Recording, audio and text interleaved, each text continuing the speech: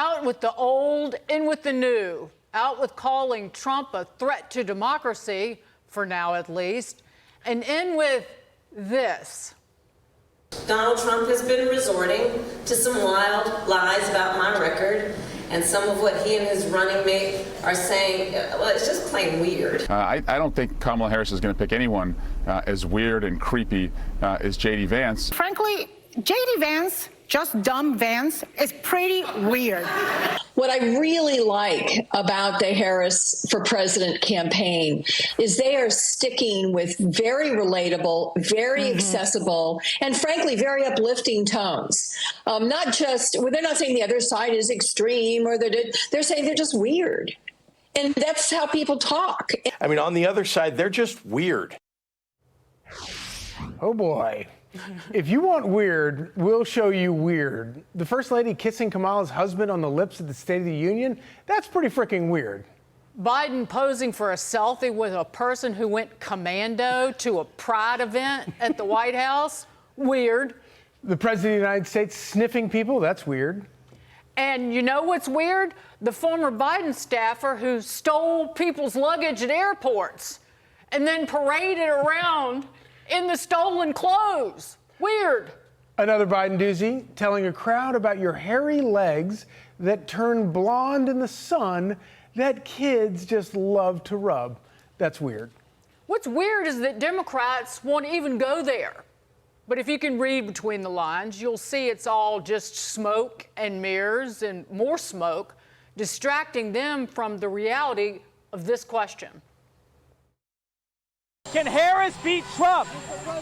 Can Harris beat Trump? Can you come closer, sir? We can't hear you. We can't hear you. We can't hear it. Can Harris beat Trump? What? What? I can't hear you. But we don't need to hear what Biden says. We all know what the Democrats are thinking. Paul Begala, a former senior strategist for Bill Clinton, told Politico, quote, "Every Democrat I know is worried about how and when Trump will attack Vice President Harris. If I were the Democrats, I'd be scared too.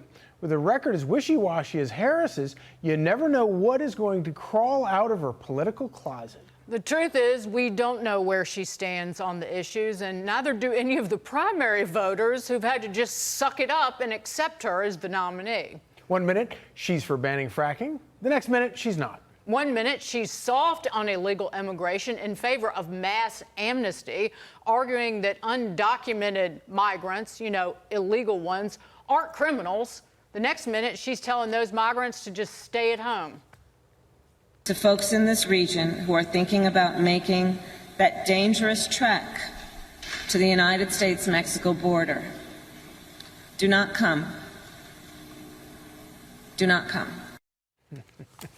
Let's bring in Chairman of the House Judiciary Committee, Congressman Jim Jordan. Not only was she in favor of decriminalizing illegal border crossings, she also wanted us, the U.S. taxpayer, to provide health care and insurance coverage for all illegal border crossers at the same time the Harris-Biden administration has sent our disposable income in this country down more than 6%. How long can this love fest propped up by the media last for this woman?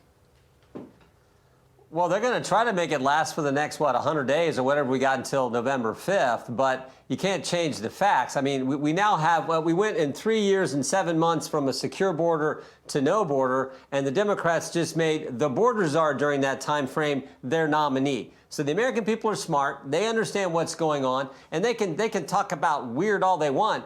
J.D. Vance is the American success story. And this guy came from the humblest of beginnings to a New York Times bestseller, to a United States senator, and I think the next vice president of the United States, and he's only 40 years old. That is the American story. So they can say all they want about that. I think the American people see the facts. I think it's so interesting, you know, when you break down the biography of a guy like J.D. Vance and you compare it to the biography of a woman like Kamala Harris, who's been a lifelong politician, versus somebody who's not been a politician all of his life but has actually done things, has come to politics a little bit late. I'm looking around saying, okay, Democrats, you want to have a fight over weird? Okay, then let's have a weird contest. Yeah, no. Look, I agree. I mean, J.D. Vance was served in our military, was an outstanding student, graduated from law school. I mean, successful in business. Then he was a best-selling author. Then he's a member of the United States Senate. And coming to politics late, again, he's only 40 years old. That's not too late. That's a lot of time left. So I think that's, I mean, Charlie, I just think it's the American success story. And so they're going to attack him, which is typically what the left does.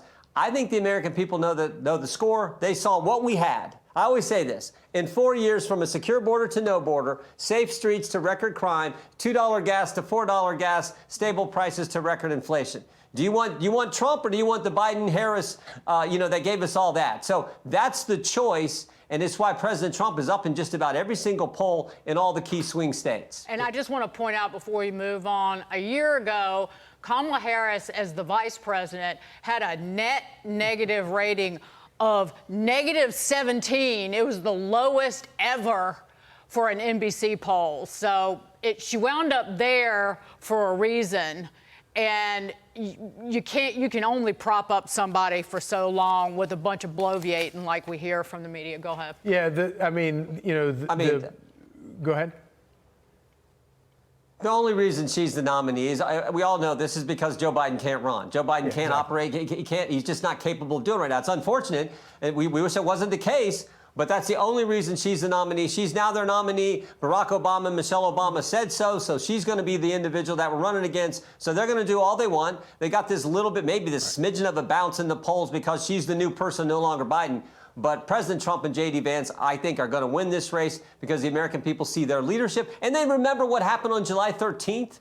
Where President Trump, the poise, the character, the leadership literally under fire that he displayed that day, they see all that, and that's why they're going to win. So speaking of Joe Biden, I got to ask you about this.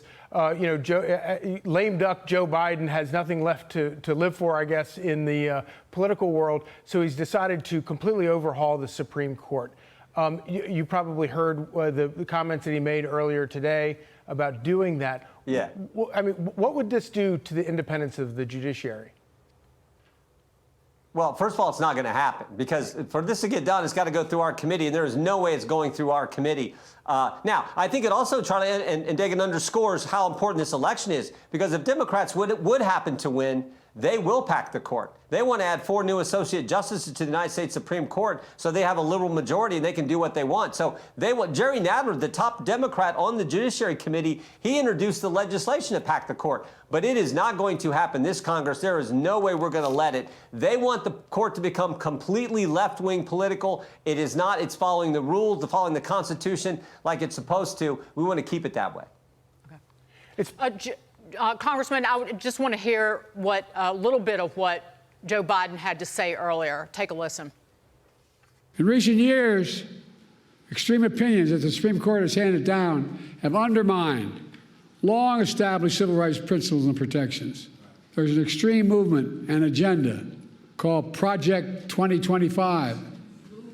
Well, by the way, they're serious, man. He doesn't even know what he's talking about. And by the way, they're just mad. They get mad, and I don't want to almost steal from Charlie Hurt. But again, their position has changed after Dobbs and after the immunity decision, but also that they've lost a grip on the judiciary in general because it's no longer kind of a Democrat legislative branch. And this is where they go. Right. It's pandering at its worst.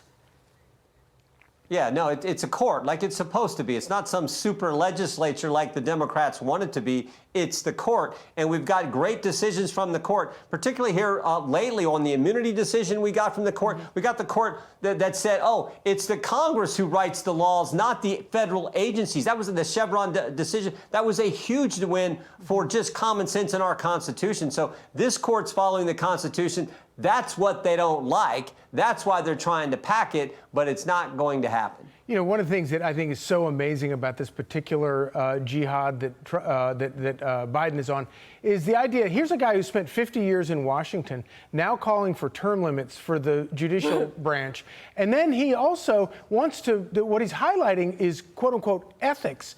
This is a guy who spent 40 years in Congress, another 12 years in the executive branch, and I'll hand it to you. There's a lot of corruption that goes on in the legislative branch and the executive branch. And the idea that he's going to come out of that swamp a millionaire on 2 government salaries and then start lecturing the Supreme Court about how, oh, I need to teach you some ethics? Give me a break. Great point. Yeah, great point. And this is also the guy that kept classified information, knowingly kept it, knowingly disclosed it. And why did he do it? Because he got an $8 million advance for this book that the ghostwriter was writing, and he gave that classified information. He's going to lecture us about how the ethics work, tell Clarence Thomas and Judge Alito how they're supposed to operate. Great point. Great point. And people forget, but this is Credit Card Joe. Yes.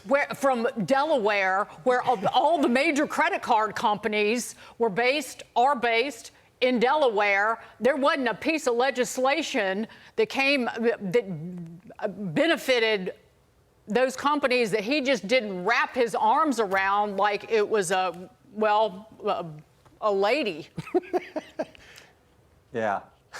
Well, I mean, you know how the left is. The left likes to lecture us on many times what they've been up to. So I don't think this surprises anyone that Joe's saying this now, that President Biden is saying this now. Again, this court packing, this ethics, this change of the court, it is not going to happen. But it does, again, as I said earlier, underscore how critical this election is. Because if they happen to win, they will, in fact, pack the court because they want the court just to be a rubber stamp, basically be, as I said, a super legislature, not a court like it's supposed to be. But and as you point out, how crucial it is, not just for the White House, but for both houses of Congress as well.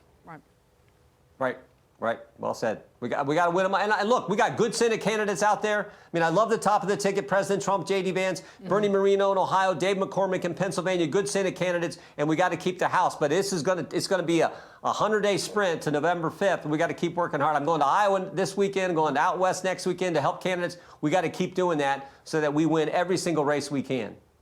Congressman Jim Jordan, thank you so much. Great to see you. Great to see you Thank you so much.